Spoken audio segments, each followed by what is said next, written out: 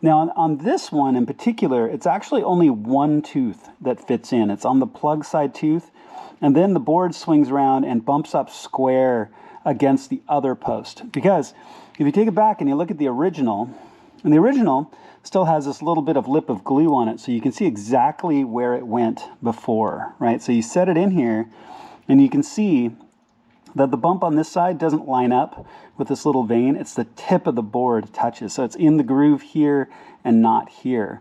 So when I put the new one on, I'm going to put it in the same orientation. I'm going to hold it now nice and square right up against this lead edge and press it in and then press it down. Now on that note as well, I try really hard not to touch the LEDs right here.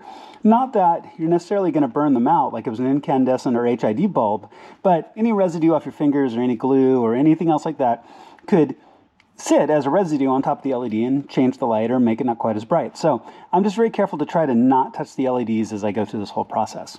Okay, so I'm just going to take the new boards, peel off the backing, set them into place. I'll show you what it looks like when it's done, and then we're just going to plug it back in, and one side is done.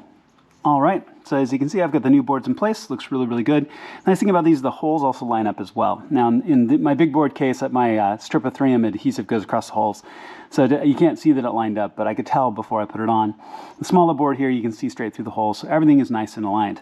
Now, if you use 3M tape, keep in mind that this has some time for it to adhere fully, so it can be a little bit gummy at first. If you've used epoxy or something else, make sure you give it enough cure time.